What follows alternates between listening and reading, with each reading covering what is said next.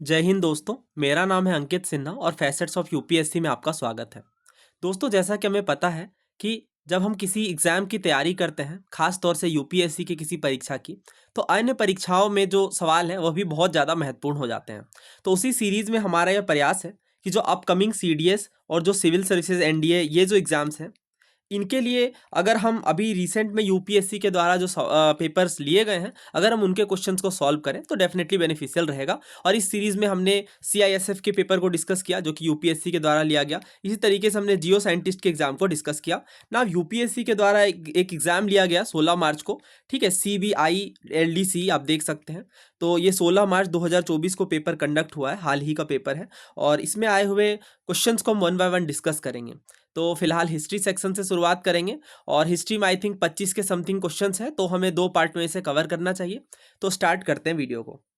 हाँ, एक बात और बता दूं कि ऑफलाइन क्लासेस के बाद बहुत ही मुश्किल से समय बचता है और उसी समय में मैं इन वीडियोस को प्रिपेयर करता हूं। तो जब आप सब्सक्राइब करते हैं, इवन कमेंट करके बताते हैं, तो डेफिनेटली बहुत मोटिवेशन मिलती है।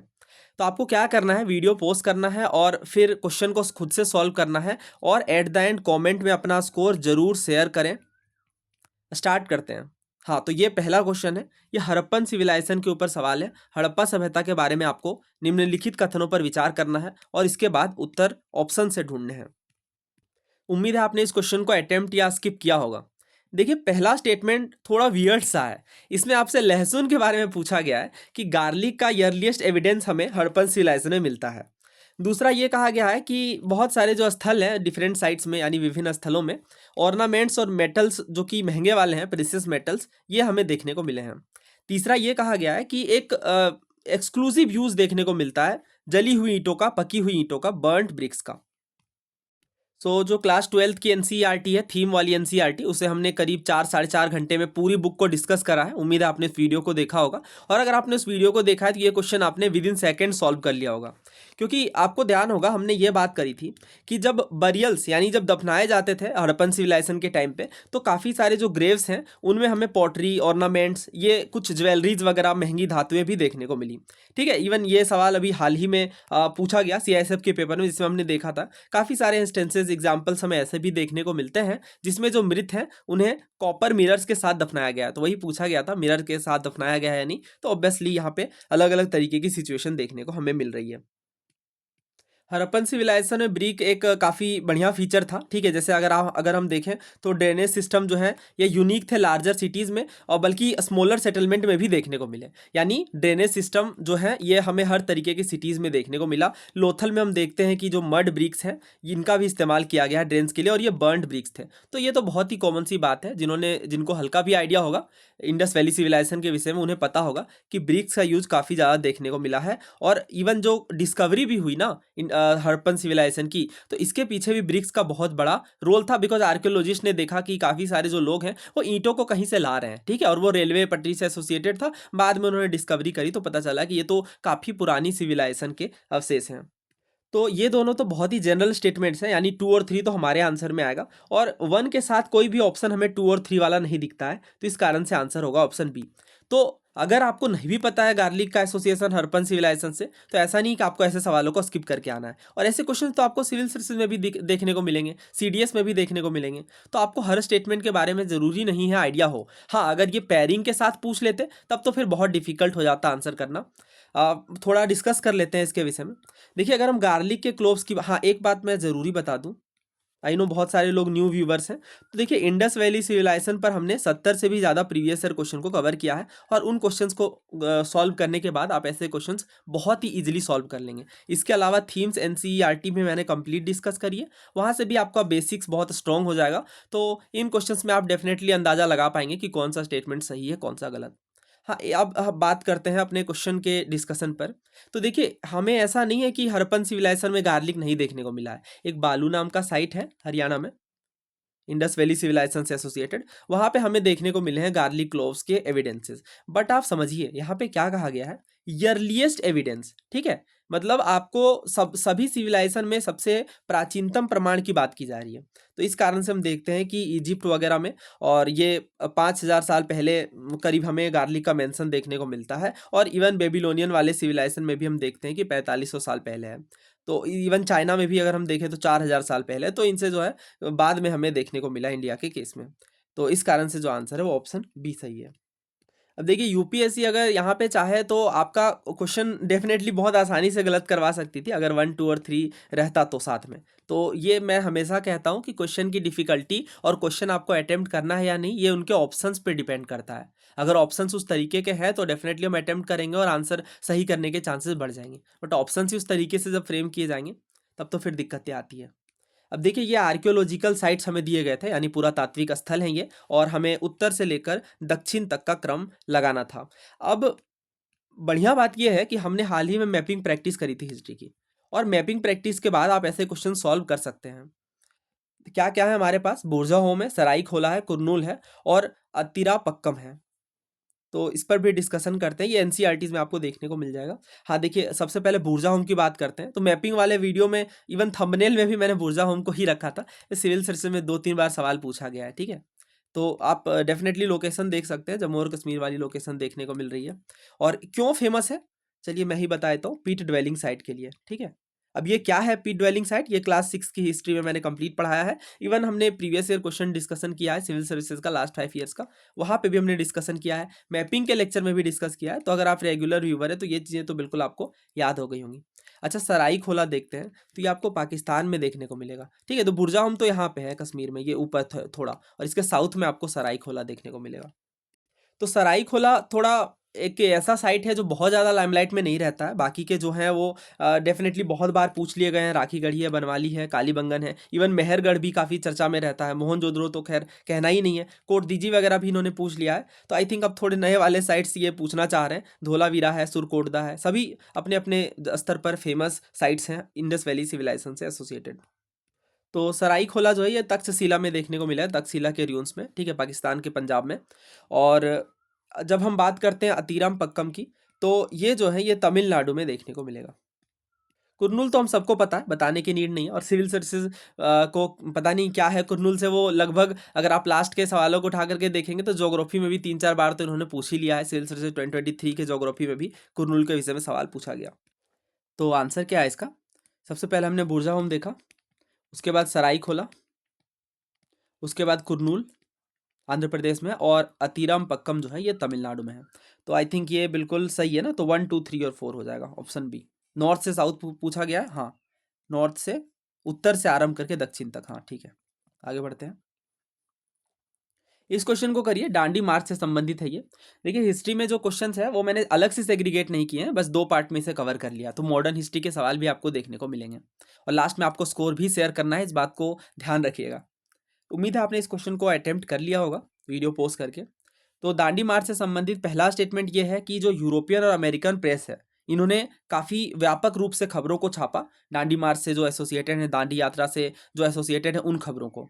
दूसरा ये कहा जा रहा है ये पहला ऐसा राष्ट्रीय गतिविधि था जिसमें महिलाओं ने बड़ी संख्या में बढ़ चढ़कर भाग लिया। तो इसके आंसर पर बढ़ने से पहले हम कुछ क्वेश्चंस को सॉल्व करते हैं जो कि यूपीएससी के द्वारा ही हालिया सालों में पूछे गए हैं। तो पहले आप इस क्वेश्चन को अटेम्प्ट करिए, सीएपीएफ 2020 का सवाल है। उम्मीद है आपने इस क्वेश्चन को सॉल्व किया होगा। देखिए क्या कहा जा रहा है, ये पहली राष्ट्रीय गतिविधि थी जिसमें महिलाओं ने बड़ी संख्या में भाग लिया। दूसरा ये कहा जा रहा है गांधी जी ने वीमेन की पार्टिसिपेशन को अलो किया कमला देवी चट्टोपाध्याय जी के रिक्वेस्ट के पश्चात। तीसरा ये कहा जा रहा है ये जो दांडी यात्रा थी ये वेस्टर्न प्रेस से भरी हुई थी। और चौथा ये कहा जा रहा है ये जो यात्रा है ये फर्स्ट राउंड टेबल कॉन्फ्रेंस के फेल होने के बाद शुरू हुई। तो देखिए यहाँ पे जो गलत है ना वो ऑप्शन डी है। ऑप्शन डी जो है ये बिल्कुल गलत है, बाकी सही है। तो इस बात का ध्यान रखिएगा कि इनिशियली वीमेन पार्टिसिपेट नहीं कर रही थी, बट कमला देवी चट्टोपाध्याय जी का बड़ा योगदान रहा, और भी सरोजनी नायडू और भी कई सारी महिलाओं का बहुत अहम योगदान रहा। इसके बाद गांधी जी के साथ दांडी यात्रा में महिलाओं ने भी बढ़ चढ़कर हिस्सेदारी निभाई। तो ये सही है। और हाँ, ये फर्स्ट नेशनल एक्टिविटी ऐसी देखने को मिली जिनमें वीमेन ने बहुत बड़ी संख्या में पार्टिसिपेट किया। तो ये सही है, और वेस्टर्न प्रेस का भी बहुत बड़ा योगदान देखने को मिला। इवन अभी कुछ क्वेश्चन हम कवर करेंगे जिसमें देखेंगे कि वेस्टर्न मैगजीन्स इनिशियली सपोर्ट में नहीं थी, बट बाद में वो अपना काफ़ी ज़्यादा फेवर दिखाती हैं। तो लास्ट क्यों गलत है वो भी देख लेते हैं। देखिए जो दांडी यात्रा है ना ये 12 मार्च 1930 को प्रारंभ होती है और 6 अप्रैल 1930 को जो है समाप्त होती है। अब आपका काम ये है कि आप मुझे बताएं कि ये कहाँ से शुरू होती है, ठीक है? इंपॉर्टेंट क्वेश्चन है, ध्यान रखिएगा, ये पूछा भी गया एग्जाम में, बट आसान है। मैं चाहता हूँ आप भी थोड़ा प्रयास करें, आंसर दें। ठीक है, तो ये आपको बताना है कहाँ से शुरू की गई। राउंड टेबल कॉन्फ्रेंस यानी गोलमेज सम्मेलन की अगर हम बात करें तो जो पहला गोलमेज सम्मेलन है ये हमें नवंबर 1930 में देखने को मिला। ठीक है, सेकेंड जो गोलमेज सम्मेलन है ये आई थिंक सितंबर में हुआ है। ठीक है, 1931 में, यानी अगले वर्ष। और जो तीसरा गोलमेज सम्मेलन है, थर्ड राउंड टेबल कॉन्फ्रेंस, ये भी हमें नवंबर में देखने को मिलता है, 1932 में। दोस्तों, दांडी यात्रा के ऊपर कई सारे सवाल पूछे गए हैं और इन्हें हमने मॉडर्न हिस्ट्री के लेक्चर्स में कवर भी किया है। एक सेपरेट वीडियो में जो नेशनलिस्ट मूवमेंट्स हैं उन पर हम सेपरेट डिस्कशन करेंगे। जैसे अगर बात करें हम सबसे पहले नॉन कोऑपरेशन मूवमेंट की, ठीक है, इस तरीके से क्रम क्रम सिलसिलेवार तरीके से हम इन्हें कवर कर लेंगे। ये थोड़ा फैक्ट ध्यान रखिएगा, ये अलग से भी इन्होंने कई बार पूछा है। जैसे इस क्वेश्चन को देखिए, ये CDS 2021 का क्वेश्चन है। क्या पूछा गया आपसे कि which who among the following social activist persuaded Gandhi ji not to restrict the salt march protest to men alone, यानी किस सामाजिक कार्यकर्ता सोशल एक्टिविस्ट ने गांधी जी को ये इस तरीके से परसुएड किया कि जो साल्ट मार्च है, दांडी मार्च, वो केवल पुरुषों तक सीमित ना रहे बल्कि महिलाओं को भी योगदान देने का मौका मिलना चाहिए, ऐसा इनके द्वारा परसुएड किया गया गांधी जी को। तो देखिए इसका आंसर भी ऑप्शन ए है, कमला देवी चट्टोपाध्याय। तो बहुत लोग कंफ्यूज हो रहे थे सरोजनी नायडू के साथ, नहीं, ऑफिशियल आंसर जो है कमला देवी चट्टोपाध्याय है। तो ये क्वेश्चन में भी सिविल सर्विसेज में पूछा जा सकता है, इस टाइप के क्वेश्चन जो है पहले भी पूछे गए हैं, तो थोड़ा ध्यान रखें। तो इसलिए मैं कहता हूं कि प्रीवियस ईयर क्वेश्चन बहुत जरूरी है। जैसे ये 2020 का जो सवाल है 2021 में पूछ लिया गया, ऐसे काफी सारे सवाल होते हैं। ठीक है, एक दो नहीं, काफी सारे जो है डायरेक्टली आपको देखने को मिलते हैं। आगे बढ़ते हैं। हाँ, ये क्वेश्चन देखिए, इसमें आपसे ये पूछा गया है कि कौन सी जो अमेरिकन मैगजीन है ये पहले तो संदेह करती है गांधी जी के दांडी मार्च को, लेकिन एक वीक के बाद ही जो है अपना ओपिनियन पूरे तरीके से बदल लेती है, अपना विचार बदल लेती है और बाद में गांधी जी को एक संत और स्टेट्समैन की उपाधि से सम्मानित करती है। तो ये मोस्ट फेमस मैगजीन, ठीक है, टाइम मैगजीन की हम बात कर रहे हैं। और इस टाइम मैगजीन के द्वारा इनिशियली जो है ये पहले डाउटफुल रहते हैं गांधी जी की गतिविधियों पर बाद में इनका जो है फर्म बिलीफ देखने को मिलता है गांधी जी के आइडियोलॉजी पर। नाउ आगे बढ़ते हैं। देखिए आपसे क्या पूछा गया अगले सवाल में, अगेन आप पहले आंसर देने का प्रयास करिए, फिर हम आगे बढ़ते हैं। हाँ, तो उम्मीद है आपने सॉल्व कर लिया होगा।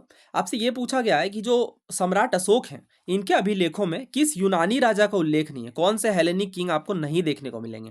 पहला ये कहा जा रहा है एंटियोकस सीरिया के, दूसरा टॉलमी सेकेंड, तीसरा एंटीगोनस मैसिडोनिया के और चौथा बैक्टीरिया के अलेक्जेंडर। दोस्तों, जब भी हम एंशियंट हिस्ट्री को कवर करते हैं तो हम अलेक्जेंडर द ग्रेट के बारे में पढ़ते हैं। तो जब भी हम पढ़ते हैं तो ये बात हमारे सामने आती है कि जो अलेक्जेंडर है इन्होंने भारत में इन्वेड करा, बट कोई किसी भी इंडियन सोर्सेज में इस बात का जिक्र नहीं मिलता है। और ये ग्रीक सोर्सेज से हमें इनके बारे में पता चलता है अलेक्जेंडर के विषय में। तो मतलब ये थोड़ा डाउटफुल वाली सिचुएशन बनती है और कई हिस्टोरियंस ने बाद में इस पर सवाल भी उठाया कि जब हम देखते हैं कि चंद्रगुप्त मौर्य के टाइम पे इवन पंजाब के राजा पोरस से संबंधित जब हम पढ़ते हैं तो उस टाइम पे भी हम इन चीज़ों को सुनते हैं, समझते हैं, बट कहीं ना कहीं एक डाउटफुल वाली सिचुएशन बन ही जाती है कि कौन किस युद्ध में जीता। और विनर को तो लेकर के डाउट हमेशा से ही था, पहले भी अगर आप देखें तो हिस्टोरियंस ने कई बार सवाल उठाया, बट अभी ये बहुत ज़्यादा चर्चा में था।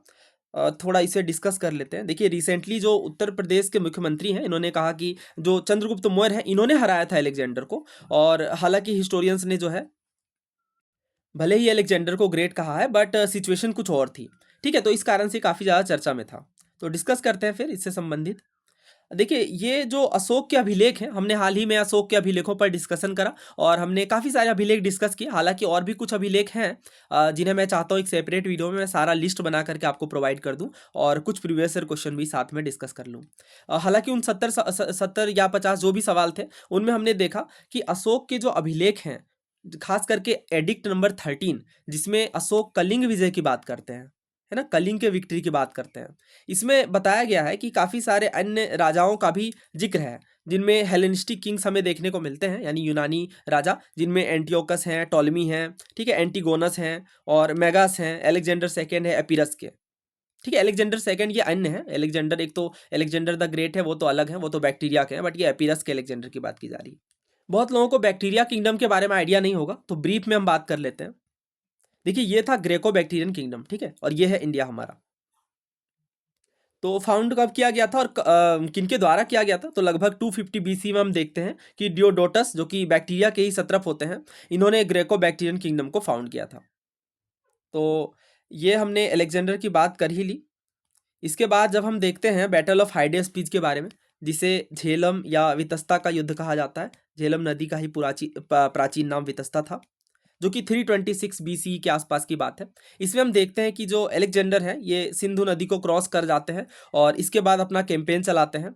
और इस समय जो तक्षशिला के राजा होते हैं, आई थिंक उनका नाम रहता है अम्भी, ये सरेंडर कर देते हैं अलेक्जेंडर को। लेकिन झेलम नदी के बाद हम देखते हैं कि काफ़ी फॉर्मिडेबल किंग होते हैं, जिनका नाम होता है राजा पोरस। और कई सारी stories, movies, serials, TV serials, बहुत सारी चीज़ें बन चुकी हैं इन पर आधारित। पंजाब के राजा पोरस, जिनके विषय में माना जाता है कि ये कभी झुके नहीं अलेक्जेंडर के आगे। ठीक है, डेफिनेटली एक काफ़ी फॉर्मिडेबल किंग थे। बट ये सवाल उठ करके रह ही जाता है हिस्टोरियंस के मन में कि आखिर क्या रिजल्ट निकल करके आया। खैर, जो भी हो उत्तर इसका, बट अशोक के अभिलेखों में हमें अलेक्जेंडर का जिक्र नहीं मिलता है। ठीक है, ये अपने आप में बहुत यूनिक बात है और हिस्ट्री जब हम पढ़ते हैं तो इन बातों को भी ध्यान रखना चाहिए। ज़्यादातर आप सवाल देखेंगे तो कहीं ना कहीं करंट अफेयर से लिंक करके पूछा गया है। ठीक है, तो इस कारण से करंट अफेयर जब हम पढ़ते हैं तो थोड़ा बैकग्राउंड इन्फॉर्मेशन भी ज़रूरी हो जाता है। फिलहाल आगे बढ़ते हैं। ये बहुत अच्छा सवाल है अपने आप में। क्या आपसे पूछा गया है कि निम्नलिखित राजाओं में से किसने लगभग 155 ईसा पूर्व में तमिल राज्यों के संघ को समाप्त कर दिया था, डिस्ट्रॉय कर दिया था? आंसर पर तो हम बात करेंगे ही, बट इस क्वेश्चन को देखिए, ये रिसेंटली सीडीएस में पूछा गया है। तो आपसे क्या कहा गया है? The famous Hathi Gumpha inscription of Kharavela mentions that in the 11th year of his reign Kharavela destroyed a confederacy of Tamil states. और इसका नाम भी दिया गया है Tramiradesha Sanghatana, which had long been a source of danger. How old was this confederacy of Tamil states at that time? Answer matter नहीं करता, answer पर तो हम डिस्कशन करेंगे, बट लर्निंग आपको क्या लेनी है कि क्वेश्चन में जो इन्फॉर्मेशन है वहां से भी क्वेश्चन यूपीएससी के द्वारा फ्रेम किया जाता है, और ऐसा एक बार नहीं कई बार हुआ है। तो इस वजह से प्रीवियस ईयर क्वेश्चन की लर्निंग जो है बहुत जरूरी हो जाती है। अब देखिए, ये जो क्वेश्चन है, ठीक है, बहुत टफ क्वेश्चन है, बट जिन्होंने प्रीवियस ईयर क्वेश्चन को करा है, अच्छे से करा है, वो ऐसे टफ क्वेश्चंस को भी सॉल्व कर पाएंगे। तो उम्मीद है आप इस लर्निंग को अच्छे से ले रहे हैं और प्रीवियस ईयर क्वेश्चन को सीरियसली ले रहे हैं और अच्छे से कवर भी कर रहे हैं। थोड़ा डिस्कशन करते हैं। हालांकि जो क्रैश कोर्स था उसमें मैंने सभी किंग्स के विषय में डिस्कशन करा, और इसके बाद इंस्क्रिप्शन वाले पर भी हमने बात करी है। फिलहाल देखिए हम इसे समझते हैं। तो जो हाथी गुम्फा इंस्क्रिप्शन है ना, ये राजा खारवेल का है। और इसमें बताया गया है कि जो किंग खारवेल है, इन्होंने तमिल स्टेट्स की कॉन्फेडरेसी को हरा दिया था। और ये क्योंकि खतरे का विषय था, और इस कारण से जो है इनके द्वारा, खारवेल के द्वारा हराया गया था। हालांकि इसका आंसर 113 है, 113 साल पुराना है ये। और हाथी गुम्फा इंस्क्रिप्शन के अनुसार हमें यह देखने को मिलता है कि उदयगिरी केव्स, जो कि भुवनेश्वर का है, वैसे भी हाथी गुम्फा इंस्क्रिप्शन ध्यान रखिएगा ओडिशा में है। ठीक है, और ये चेदी डायनेस्टी से एसोसिएटेड है। ये हमने अलग से डिस्कशन करा है क्रैश कोर्स वाले लेक्चर में, एंशिएंट हिस्ट्री के क्रैश कोर्स में। तो चेदी डायनेस्टी के विषय में जब हम देखते हैं तो इन्होंने 113 साल पुरानी तमीरा कॉन्फेडरेसी को डिफीट कर दिया था, जो कि खतरे का विषय था। तो आंसर क्या है इसका? आंसर है ऑप्शन डी, खारवेल। कलिंग के ही राजा थे खारवेल, वही कलिंग जिसे कलिंग का युद्ध जो अशोक से एसोसिएटेड है, उसी कलिंग की हम बात कर रहे हैं। तो अशोक के युद्ध के पश्चात काफ़ी टाइम के बाद हम देखते हैं कि काफ़ी पावरफुल डायनेस्टी आती है चेदी डायनेस्टी के नाम से। अगला सवाल देखिए, मॉडर्न हिस्ट्री का क्वेश्चन है, और सोशो रिलीजियस मूवमेंट, ये टॉपिक अपने आप में मॉडर्न हिस्ट्री का बहुत इंपॉर्टेंट टॉपिक है। तो आपको ध्यान होगा लास्ट ईयर हमने हर एक सोशो रिलीजियस मूवमेंट पर प्रीवियस ईयर क्वेश्चन को कवर किया था, जिसमें हमने आर्य समाज से संबंधित केवल लगभग 7-8 सवालों को कवर किया था, जिसमें ये क्वेश्चन भी शामिल था। तो अगर आप उन वीडियो लेक्चर्स को देखना चाहते हैं तो बहुत आसान है। ठीक है, मैं लिंक दे रहा हूँ डिस्क्रिप्शन बॉक्स में। उसमें वो पीवाईक्यू सीरीज थी जो हमारी लास्ट ईयर वाली, जिनमें हमने प्रीवियस ईयर क्वेश्चंस को टॉपिक वाइज तरीके से डिस्कस किया था। उसमें आपको ना केवल आर्य समाज बल्कि ब्रह्मो समाज और इसके अलावा अन्य जो सोशो रिलीजियस मूवमेंट है उनसे संबंधित प्रीवियस ईयर क्वेश्चन देखने को मिल जाएंगे। मैंने पूरा पढ़ाया है पहले, उसके बाद प्रीवियस ईयर क्वेश्चन सॉल्व करवाया है। फिलहाल इस क्वेश्चन को देखिए और अटेम्प्ट करिए। आपसे क्या कहा गया? पहला स्टेटमेंट ये है कि इन्होंने मूर्ति पूजा का समर्थन नहीं किया। दूसरा ये कहा जा रहा है कि जो जाति का वंशानुगत अंतरण है, यानी जो ट्रांसमिशन होता है कास्ट का, ये भी इनके भी खिलाफ थे आर्य समाज। और तीसरा ये कहा जा रहा है कि जो हिंदू विधवा पुनर्विवाह अधिनियम है, जो कि विडो रीमैरिज एक्ट 1856 है, इनके लिए बहुत ही एक्टिवली वर्क किया गया आर्य समाज के द्वारा। उम्मीद है आपने इसका आंसर सोच लिया होगा।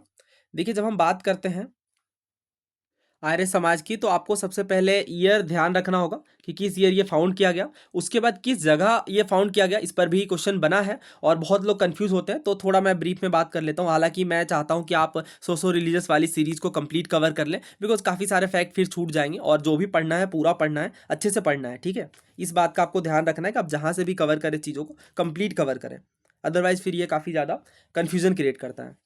तो आर्य समाज की हम बात कर रहे हैं, ठीक है। तो ईयर आपको सबसे पहले ध्यान देना है, ईयर कौन सा है। ईयर बात कर रहे हैं हम 1875 की। डेट ना याद रहे तो चलेगा, बट मैं बता दे रहा हूँ 10 अप्रैल की बात है। और कहाँ पे स्टेब्लिश हुआ, ये बहुत ज़्यादा इंपॉर्टेंट है, ठीक है, क्योंकि इस पर सवाल बना है और लोग बहुत ज़्यादा इसमें कंफ्यूज भी हो जाते हैं। तो ये बॉम्बे में स्टेब्लिश किया गया, भारत के अंदर ही। हालांकि बाद में जो है हेडक्वार्टर को लाहौर शिफ्ट किया गया, ठीक है, और ज़्यादातर गतिविधियाँ लाहौर से ही देखने को मिली। बट आपको ध्यान ये रखना है कि जो स्टेब्लिशमेंट है 10 अप्रैल 1875 को, ये बॉम्बे से ही किया गया। और हाँ, फाउंडर का नाम no need to mention, very famous, ठीक है। हम बात कर रहे हैं स्वामी दयानंद सरस्वती जी की। दयानंद सरस्वती, ठीक है। इनका बचपन का नाम था वो था मूल शंकर, ध्यान रखिएगा, यह भी पूछा जाता है। तो आर्य समाज, आर्य समाज का क्या मतलब है, सोसाइटी ऑफ नोबल्स, ठीक है। इनके कुछ जो प्रमुख सिद्धांत थे, वो सबसे पहली चीज तो यही है कि इन्होंने आइडल वर्शिप का समर्थन नहीं किया, ठीक है। दे डिसअप्रूव्ड आइडल वर्शिप, जैसा कि हम देखते हैं ब्रह्मो समाज के केस में और ज़्यादातर सोशो रिलीजियस मूवमेंट के केस में, कि मूर्ति पूजा का खंडन किया गया, ठीक है। ये पहली बात है, ध्यान रखिएगा। और दूसरा तो वही है कि महिलाओं की इक्वलिटी होनी चाहिए, समाज में बराबरी होनी चाहिए, विडो रीमैरेज वगैरह बंद होना चाहिए, ठीक है। इवन चाइल्ड मैरिज वगैरह पर भी बहुत सारे प्रतिबंध लगाने का प्रयास किया गया, और बहुत सारे जो है सोसाइटी में अच्छी चीज़ों को प्रमोट करने का प्रयास किया गया, ठीक है। तो इसमें एक जो प्रमुख बात है वो आपको ध्यान होगा, वेदास जो है ये इनफॉलिबल है, वेदों की ओर लौटो का नारा दिया गया स्वामी दयानंद सरस्वती जी के द्वारा। फिलहाल इसके आंसर की हम बात करें तो बिल्कुल सही है, तीनों ही बातें सही है, ठीक है। और जो जाति वगैरह है, जात पात, इनके विरुद्ध प्रयास किया गया, ठीक है। तो ये भी हेरिडिटी ट्रांसमिशन के खिलाफ थे। और इसके साथ ही आइडल वर्शिप, जैसा कि अभी मैंने डिस्कस किया, इनके भी अगेंस्ट थे। और तीसरा ये कहा जा रहा है हिंदू विडोज रीमैरेज एक्ट, हाँ, तो ये बिल्कुल सही बात है, ठीक है। विडोज रीमैरेज में भी बहुत प्रयास किया गया। आंसर क्या है इसका, ऑप्शन डी। अब कुछ सवालों को कवर करते हैं, हालांकि ये क्वेश्चंस मैंने आपको कवर करवाए हुए हैं, बट ठीक है, एक बार दोबारा रिवीजन हो जाएगा। वीडियो पोस्ट करिए और आंसर पहले खुद से अटेम्प्ट करिए। तो उम्मीद है आपने आंसर सोच लिया होगा। देखिए, पहला ये कहा जा रहा है कि ये जो मेनली है, ये पंजाब और वेस्टर्न उत्तर प्रदेश में लोकेटेड थी। दूसरा, इनमें मेनली ट्रेडिंग कास्ट शामिल थे। तीसरा, ये कहा जा रहा है कि ब्रह्मो समाज से कहीं ज़्यादा लिमिटेड थी। तो मतलब बहुत ज़्यादा एजिग्रेशन है इस स्टेटमेंट में, मोर लिमिटेड देन, ठीक है। तो ऐसा कुछ नहीं है, ब्रह्मो समाज भी बहुत व्यापक थी और आर्य समाज भी बहुत व्यापक क्षेत्र में देखने को मिली। तो ये बात गलत है।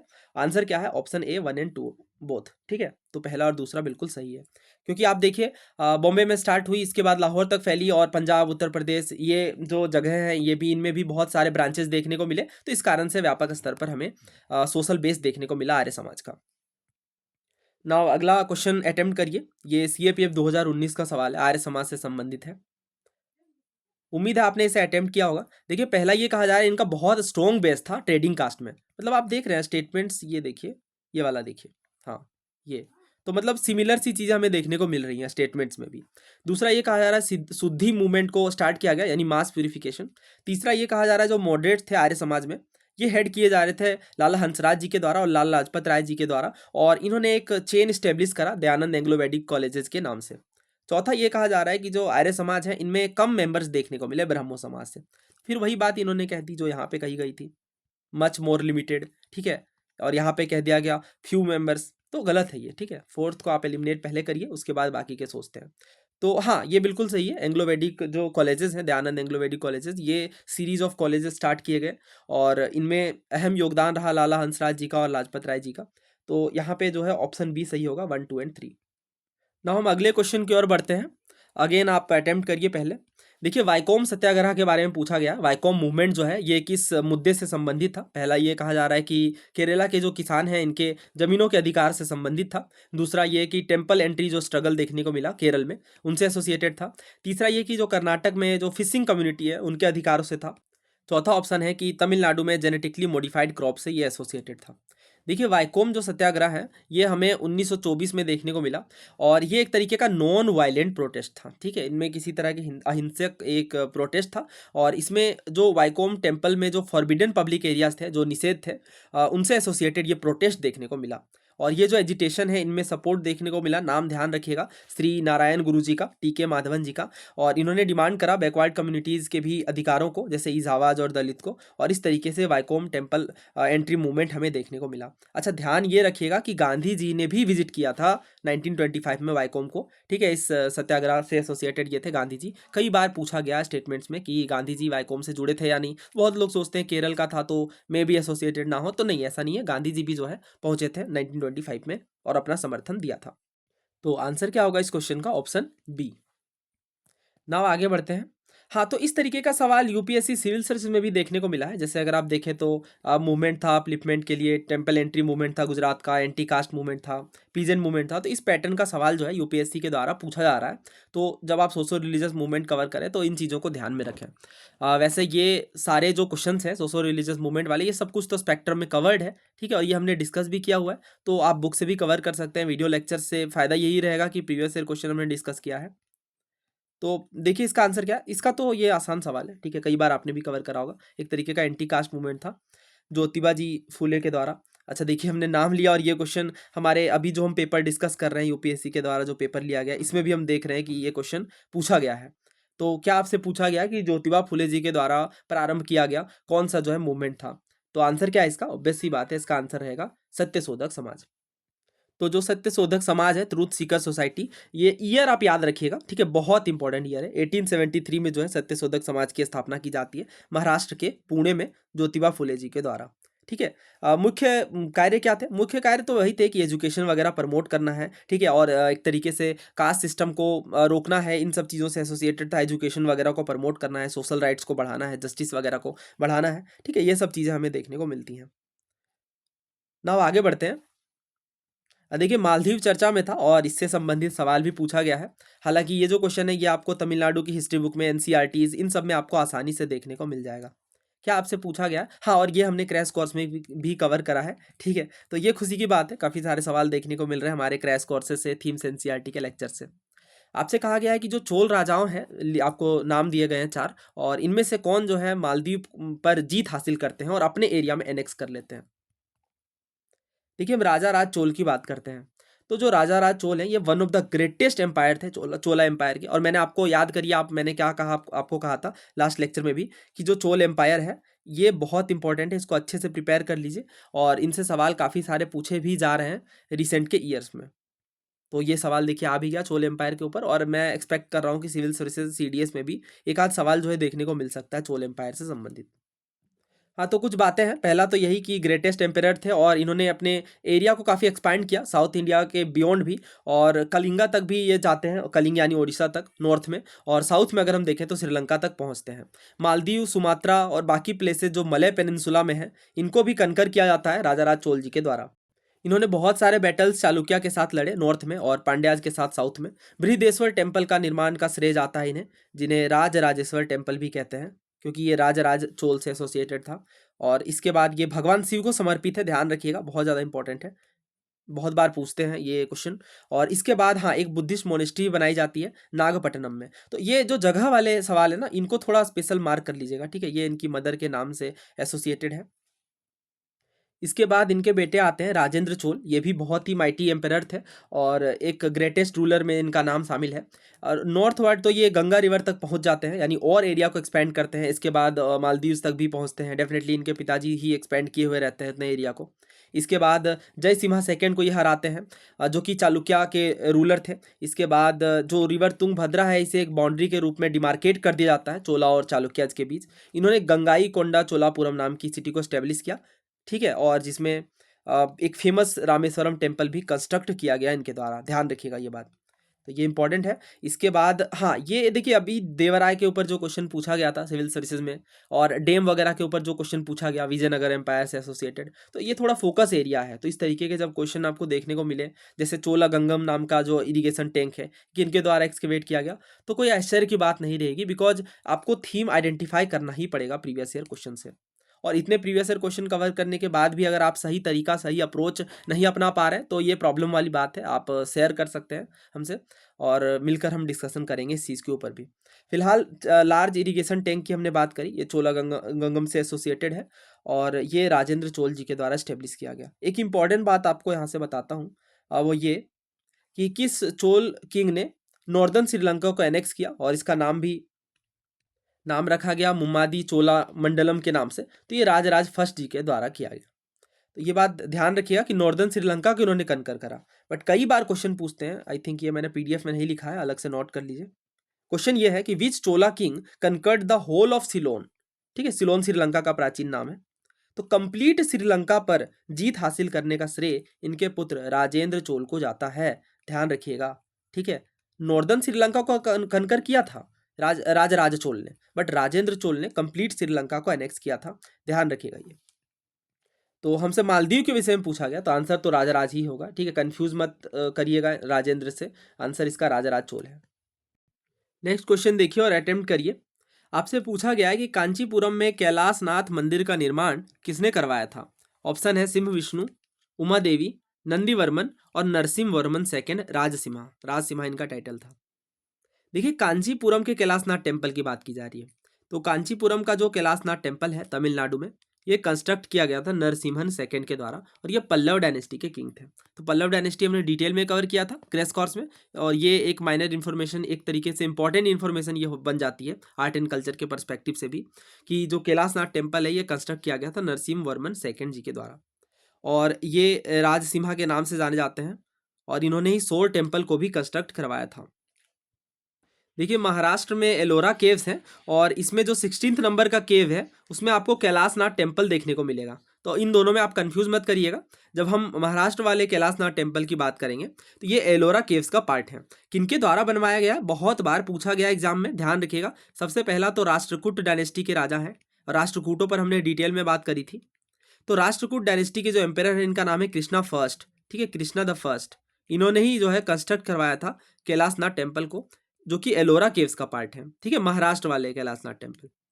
जबकि जब हम कांचीपुरम तमिलनाडु वाले कैलाशनाथ टेम्पल की बात करेंगे तो यह पल्लवा डायनेस्टी से संबंधित है और नरसिम्हा वर्मन सेकेंड ने इसे कंस्ट्रक्ट करवाया था। अच्छा, ये क्वेश्चन यूपीएससी सीडीएस में पूछा गया था कि क्या कॉमन एलिमेंट हमें देखने को मिलता है कैलाशनाथ टेम्पल एलोरा का और जो सोर टेम्पल है मम्मलपुरम का, इन दोनों के बीच। तो क्या दोनों नागर नहीं, ये जो मम्मलपुरम वाला जो कैलाशनाथ टेम्पल सोर टेम्पल है, इवन जो कैलाशनाथ टेम्पल है साउथ इंडिया वाला जो कि कांचीपुरम में है, दोनों ही द्रविड़ शैली में देखने को मिलेंगे। ठीक है, द्रविड़ शैली में। तो नॉर्थ इंडिया वाले तो नागर स्टाइल में देखने को मिलते हैं, बट साउथ इंडिया वाले जो है हमें द्रविड़ शैली में मंदिर निर्माण देखने को मिलता है। दोनों सॉलिड, हाँ ये बात सही है। देखिए, दोनों में ही जो है सॉलिड रॉक्स का यूज किया गया है। गुप्ता पीरियड नहीं, गलत है ये, अभी हमने देखा अलग अलग एम्पायर से संबंधित है, राष्ट्रकूट डायनेस्टी से संबंधित है कैलाशनाथ टेम्पल, कौन सा, एलोरा वाला। जबकि पल्लव डायनेस्टी से संबंधित है कैलाशनाथ टेम्पल साउथ इंडिया वाला। इसी तरीके से सोर टेम्पल भी हम देखते हैं, उसी टाइम में हमें देखने को मिलता है। तो ये तो गलत है। और पल्लवा किंग्स, तो ये तो बिल्कुल गलत है ना, अभी तो हमने कवर करा।